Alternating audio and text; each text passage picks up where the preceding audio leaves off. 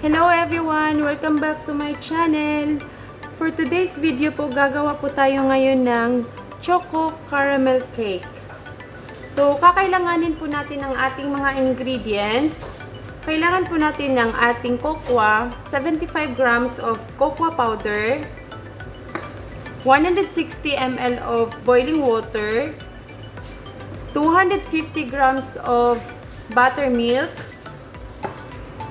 280 grams of all-purpose flour or cake flour,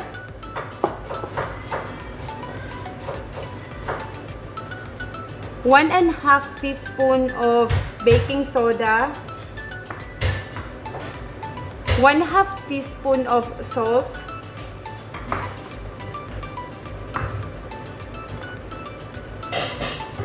185 grams of unsalted butter, room temperature,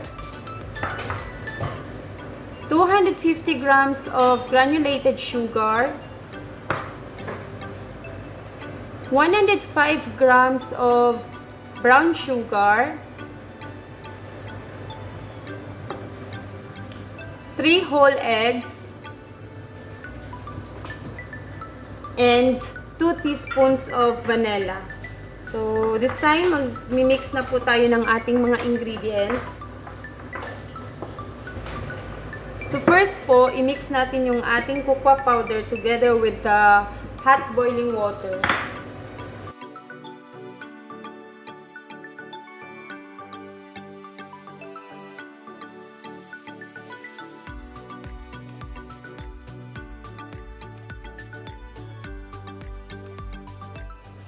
Then, after po ng mga 2 to 3 minutes na nag-cool down yung ating chocolate, now, i-add na po natin yung ating buttermilk.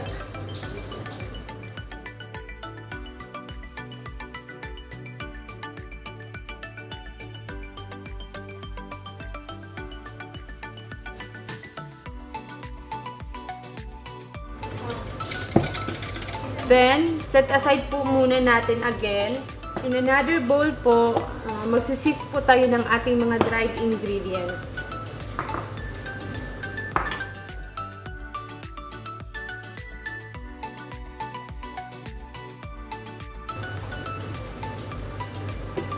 Then, set aside po natin yung ating dried ingredients.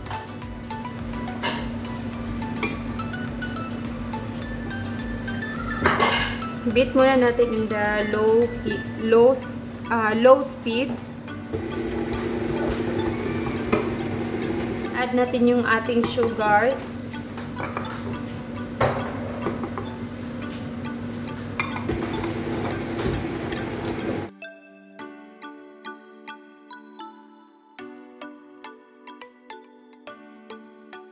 So, kung nakita nyo na po na nagmi-mix na po yung ating ingredients, mag-a-add na po tayo ngayon ng egg, one at a time.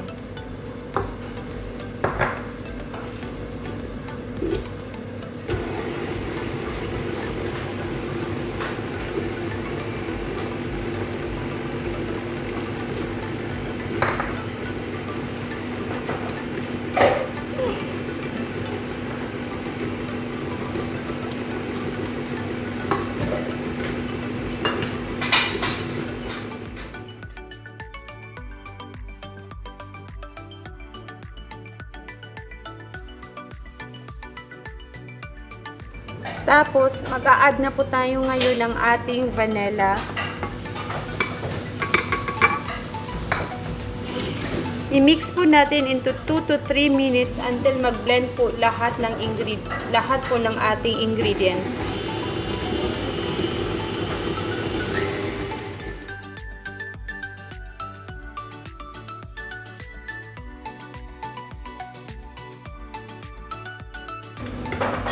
Then this time po mag-a-add na tayo ng ating dried ingredients into 3 parts.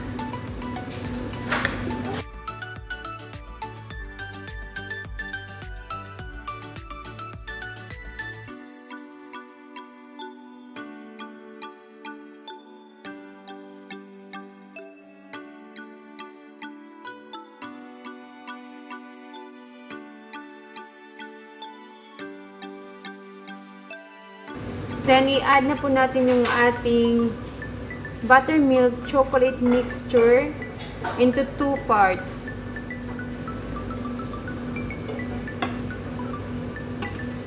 Then, i-beat po natin into medium speed.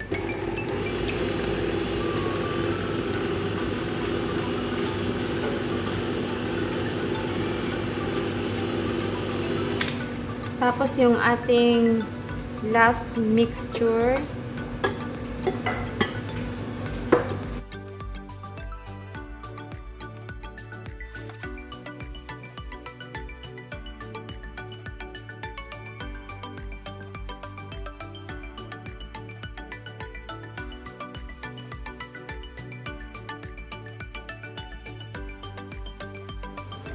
So, this time po, ilalagay na natin siya sa ating prepared baking pan na merong parchment paper or baking paper. Then, nilagyan ko rin siya ng konting butter para lang hindi didikit yung ating cake mamaya.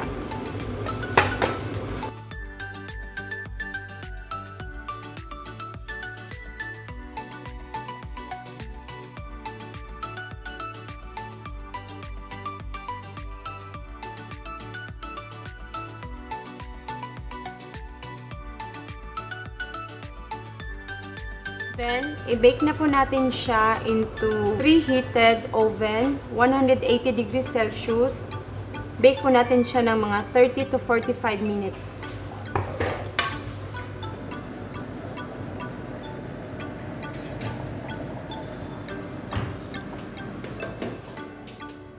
This time po, gagawa tayo ng ating frosting para sa ating chocolate caramel cake.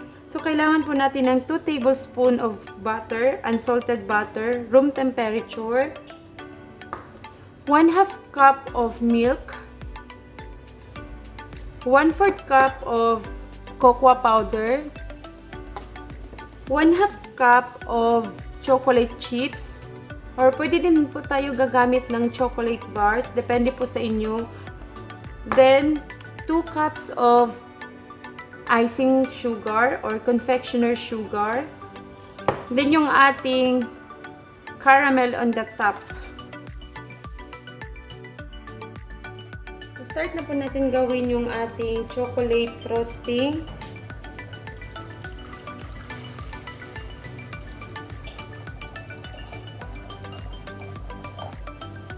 Then ilagay po natin yung ating mixing bowl na hindi po ma-touch ng water yung ating bottom. So, first po, ilagay natin yung ating butter.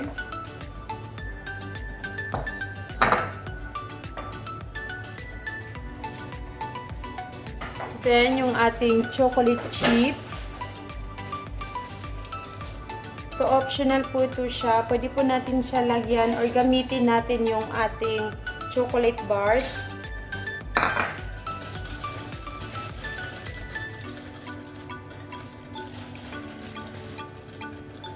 So, make sure po na hindi po natatouch ng water yung ating puwet ng ating mixing bowl.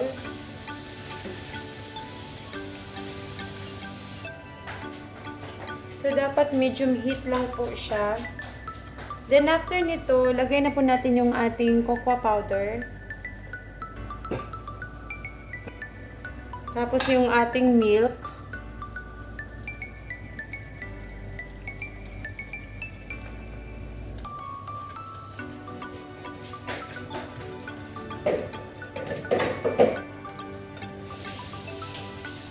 Then, ilagay na natin yung ating confectioner sugar.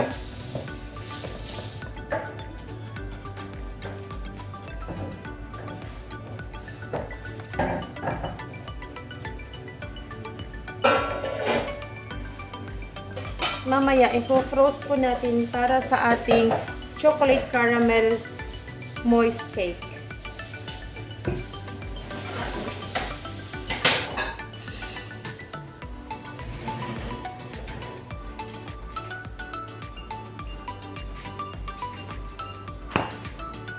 So, ipapa-cool off muna natin siya ngayon. Then, later po, magpo-frosting na po tayo para sa ating chocolate frosting and the caramel.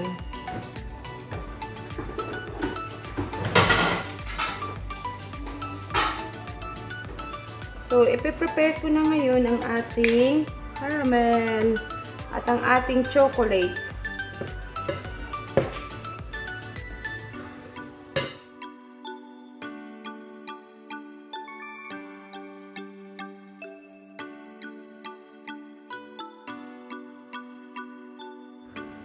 Ilagay po muna natin siya sa ating refrigerator para lang mag-stick yung ating chocolate. Then later po, lalagyan na natin ng caramel.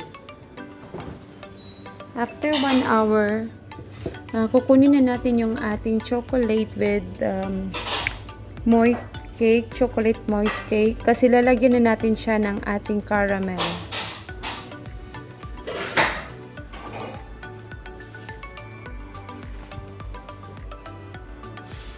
So, this time, maglalagay na tayo ng ating caramel.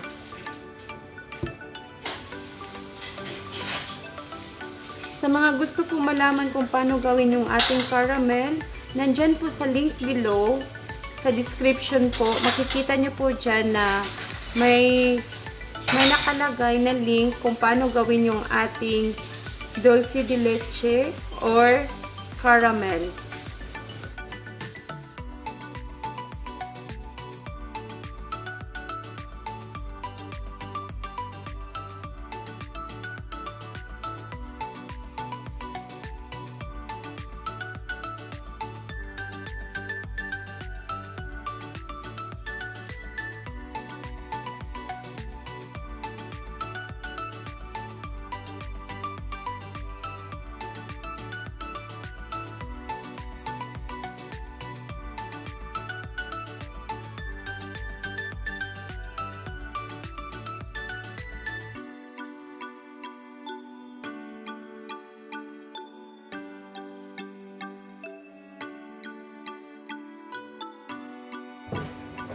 Natapos ko na po i-decorate yung ating chocolate caramel moist cake.